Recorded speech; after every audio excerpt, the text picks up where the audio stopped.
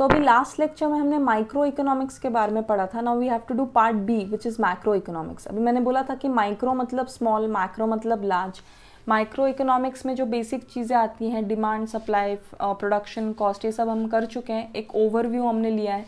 अभी macro economics start करते हैं. मैक्रो मीन्स लार्ज और एग्रीगेट और total. Macroeconomics is therefore the study of aggregates covering the entire economy such as total employment, national income, national output, total investment, total savings. मतलब micro level पे हम एक individual seller consumer की बात करते हैं. मैक्रो में हम पूरे कंट्री का, एक पूरे ग्रुप की बात करते हैं.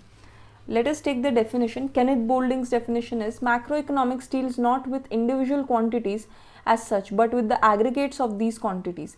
Not with the individual incomes, but with national income. Not with individual prices, but general price level. मतलब individual demand, supply, price की बात हम करते तो एक छोटे level पे बात होती है, on a microscopic level. But on a larger level when we talk, that relates to the entire nation. पूरे नेशनल इनकम की बात करते हैं हम. National price level, general price level की जब बात करते हैं तो वो बात अलग हो जाती है. ठीक है. So this is on a national level और on a large scale.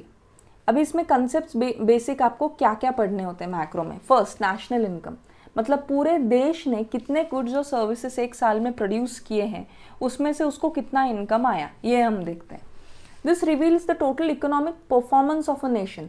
It is referred to as total income of a country. In the economic sense, national income is the aggregate monetary value of all final goods and services produced in an economy during a year. एक साल में total कितने goods और services आपने produce किए, उतना पैसा country में जनरेट हुआ. That is known as national income. Definition of National Income Committee. A national estimate measures the volume of commodities and services turned out during a given period counted without duplication. अभी इसमें क्या होता है, final goods या products ही हम पकड़ते हैं. For example if we talk about biscuits, तो उसमें हमें मैदा लगता है, शुगर लगता है, मिल्क लगता है. अगर मैंने मैदा, शुगर, मिल्क की प्राइस भी उसमें इंक्लूड की, प्लस मैंने बिस्किट की प्राइस अलग से इंक्लूड की, तो दिखेगा क्या कि मैंने डबल पैसा बनाया है. ये नहीं होना चाहिए. इसीलिए जितना फाइनल गुड बना है सिर्फ उसी का प्राइस हमें पकड़ना होता है. अभी आप बोलोगे कि मैम ये फाइनल गुड का प्राइस मतलब कंट्री का पैसा कैसे हुआ. अगर कंट्री में 100 रुपये की चीज़ प्रोड्यूस हो रही है, मतलब ये 100 रुपये की चीज़ किसी ने खरीदी है, उतना पैसा इकोनॉमी में फ्लो हुआ ना. क्यों? क्योंकि आपने प्रोडक्ट लाया मार्केट में और लोग वो खरीद के पैसा इकोनॉमी में दे रहे हैं. That is why the amount of goods you produce gives you an estimate of the amount of money that the country is making, right? Next is saving. It is that part of the income which is set aside to satisfy future needs by foregoing current consumption. In other words, saving is part of income which is not entirely spent. अभी मतलब क्या, total income में क्या क्या आता है, saving plus consumption या फिर expenditure. Saving plus expenditure gives you income. Income अगर मेरा 100 रुपीज़ है सपोज, उसमें से मैं 20 रुपीज़ अगर मैं खर्च करती हूँ तो मेरा सेविंग हो गया 80 रुपीज़ का, जो आप फ्यूचर नीड्स के लिए बचा के रखते हो. Investment, it refers to creation of capital assets through mobilisation of savings. अभी मोबिलाइजेशन ऑफ सेविंग्स जो है ये बहुत इंपॉर्टेंट टर्म है. सेविंग सिर्फ पैसा आपने अगर करके रखा है अपने घर में या बैंक में भी नहीं, सिर्फ घर में, it is useless. For example ये 80 रुपीज़ अगर मेरे सिर्फ घर में पड़े हुए हैं and I am not earning anything on that is just my saving. But investment मतलब ये पैसा मैं ऐसी जगह इन्वेस्ट करूँ जिसमें से मुझे रिटर्न मिलेगा. मतलब घर बैठे बैठे भी वो सेविंग पे मैं इनकम जनरेट कर सकती हूँ. That is known as investment, right. Next, trading cycles. Trade cycles are fluctuations in business. There are ups and downs in the overall economic activities. Ups and downs means fluctuations caused by inflation and depression respectively. Inflation मतलब एक consistent rise रहता है prices में, और depression मतलब एक continuous fall रहता है in the general price level. Now what happens is business cycles generally कैसे रहते हैं? They go like this. इसको बोलते हैं trough, इसको बोलते हैं peak. मतलब माउंटेन पीक्स की तरह रहता है, ऊपर नीचे. तो बिजनेस साइकिल कभी ऊपर चढ़ता है, कभी नीचे आता है, ऊपर चढ़ता है, नीचे आता है, right. It will never be stable the same. Next, economic growth. The term economic growth has a quantitative dimension. मतलब इसमें हम क्वांटिफाई करते हैं कि ग्रोथ कितना हुआ। In simple words, economic growth means an increase in the real national income of the country over a long period of time. एक लंबे समय के लिए अगर आपका नेशनल इनकम बढ़ रहा है, that is known as economic growth, right. अभी ग्रोथ और डेवलपमेंट में क्या फ़र्क है? Development is a wider concept which has qualitative dimensions also. See, एक लॉजिक देखो आप, when you are a child you grow naturally, आप 1 साल के हो जाते हो, 2 साल के हो जाते हो, 3 साल के हो जाते हो, but how you develop is by your skills. जैसे आप अगर स्कूल जा रहे हो, कॉलेज जा रहे हो, पढ़ाई कर रहे हो, that is development of the brain. So growth is natural and development is man made, right. So development is a larger concept than growth. Growth में हम क्या देखते हैं? सिर्फ पॉपुलेशन कितना बढ़ा, इनकम कितना बढ़ा, क्वांटिटी कैसे बढ़ा, वो नहीं देखते। This is a wider concept. Economic development implies economic growth plus progressive changes in certain important variables, for example education and health. For example अभी देखो, ग्रोथ तो इंडिया का बहुत है, आपको तो पता ही है, 125 करोड़ की अपनी आबादी है।